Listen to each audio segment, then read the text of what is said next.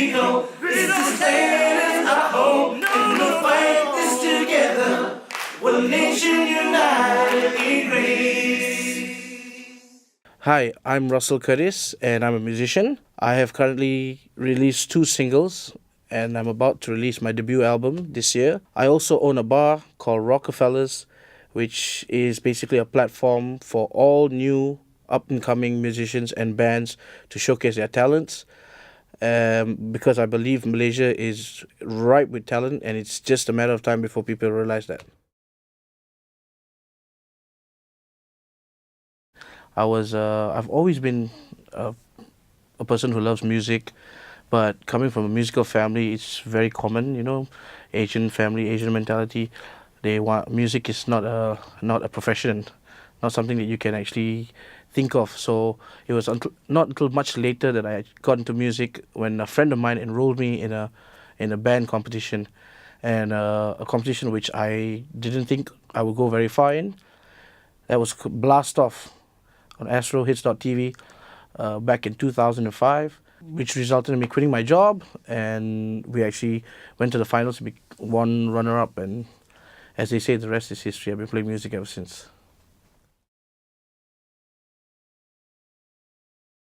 Quite a few years ago, when I had a talk with one of the industry's giants, Mr. Ahmad Izam Omar, he told me it's a sad reality, but the reality is if someone doesn't do something to shake up the urban English scene, we might not have an English urban scene in 5 years from now.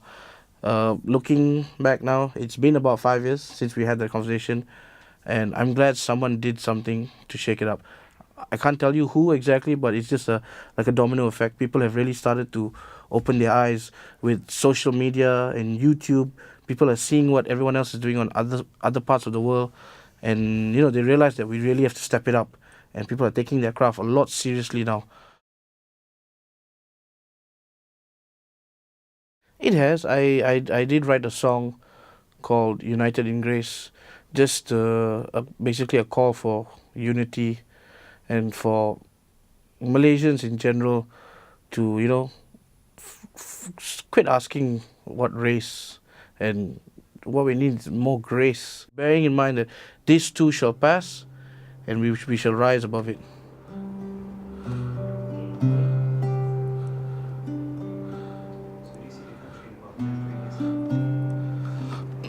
Where do I see the country in 10, 20 years' time? I do believe there is hope, because more and more people are opening their eyes and they're realizing this. You see, there's a lot of things that Malaysia didn't experience or didn't go through, being a relatively young nation. We've never had any kind of revolution or civil war. People never, being Asians, we never fight for what we believed in, and now people are learning that their voices are actually stronger and louder than they ever thought. What I love the most about this country is when we were young, we have friends of all different races, right? Chinese, Indian, Malay, Dan, Lion. Everyone mixes together. Everyone makes jokes, cracks by each other. But nothing was ever, even if it was racist or whatever, it was never deemed to be malicious or hateful the way everything is now. It's like, we make jokes about race all the time, but it was never racist.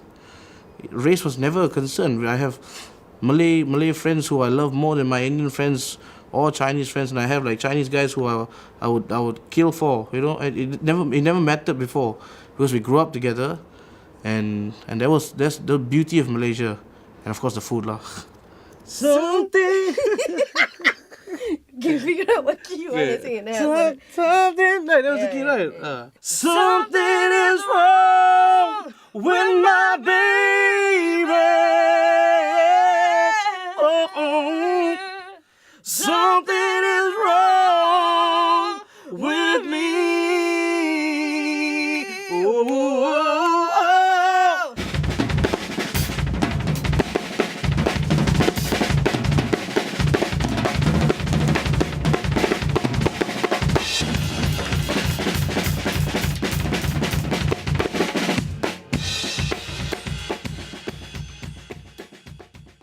I think we should reintroduce music education to the tertiary level, because like kids don't Yes. get enough of music ed, and people think that music ed is just about learning music, learning notes and stuff like that, but it's not. Like any game we've played as children, like football, you learn motor skills, you learn communication, you learn strategy. Like card games, you learn all these things from simple things like this. And music as well, you learn listening skills, you learn interpretation, analysis, you learn so much from music. I mean, just from what we do alone. Yeah. It would be nice to see the government support the arts a little bit more also. Yeah. Because right now it's, there's very little support and a lot more people involved in the arts than there were before. And yeah, it's a bit And there's so much of talent. Yeah. Like I was Yeah, saying, so there's much- so much of talent, international level talent. that don't go supported by the country and everybody leaves and then Or they don't get enough financial remuneration for what they're doing, so they have to find jobs because mouths need to be fed, rent need to be paid, yeah. bills need to be paid. Yeah. So, and great talent that is now no longer playing music, no longer doing anything. That most of them have desk jobs now. Yeah. I mean, we know a lot of people like that. Yeah. So if we could do something about that, if we could get not just more government funding, but also maybe corporate sponsorship, things like that, just come on board. I mean, it's good for your CSR, and stuff like that, just to get the industry more involved, and not just on a corporate level, but on the grassroots level, with family days and things like that. You incorporate more music, it's good for everybody. Yeah. Music never hurt anyone. And music is something that can be accepted worldwide if we keep churning out these professionals who can perform on an international stage, like our dear friend here, right? And you yourself, actually.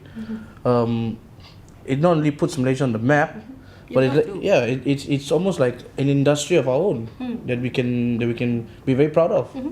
we actually do have a healthy industry. There's a lot of musicians, a lot of people doing creative stuff, not just in the music scene, but in general the performing arts scene. But without support, we'll just have more people doing the same thing with less jobs going about. And in the end, that will result in less people doing anything because of so little jobs. So it is kind of worrying. Because a lot of our musicians have left. A lot are based overseas. I mean, don't even talk about the frontliners, Yeah. Classic examples, Yuna and Ziavi. Yeah, they got picked up, but they've not made KL their base. Yeah. A lot of Chinese artists, a lot of Indian artists, they've all just left. Because there are more opportunities elsewhere. And that shouldn't be the case, because home is home. And home is where your heart is. And you want to promote home. You want to get home out there. Because home is, like I said, where your heart and soul and passion and life is. But how can we do do you that? feel when someone tells you, if you don't like it, get out? When this is supposed to be your home. I'll say, if you don't like it, then you get out. I agree. It's as much my home as it is yours. Exactly. The more they try and shut us up, No. the more we need to stand. Because that's the only thing that's keeping all of this going right now. The fact that people are not talking to each other and not seeing everything, they're seeing what the powers that be want them to see. So once their eyes are open, nothing can close it anymore. That's true. That is true.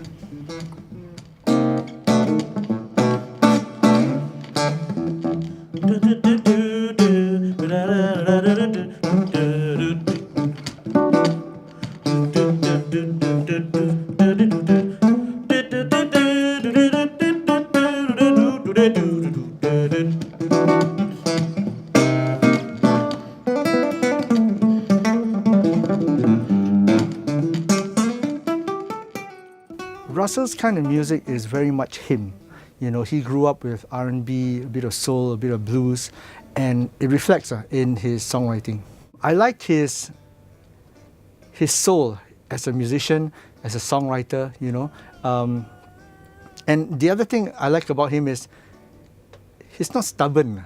He knows what he wants, but he'll listen to you. So as a producer, he's a great material to work with. Yeah. The local music scene, for some time, I think is stagnant. I think people are looking for a difference. That's why people like Yuna are coming up really fast. But it's also ripe for change. So I think the time is good for people like Russell to come and break in the music scene.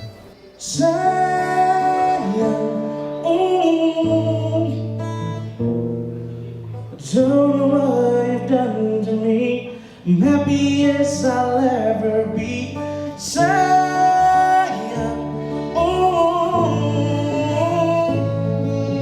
love the way you make me laugh.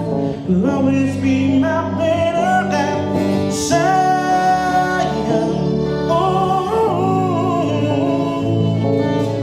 love the way you cook for me. You make my tummy so happy, and I'm never gonna let you go.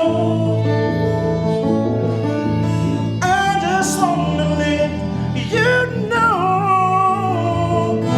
When I saw you, I could not explain. This crazy feeling deep in my vein. It's so moving into my soul. Make me your crazy, start to lose control. Oh.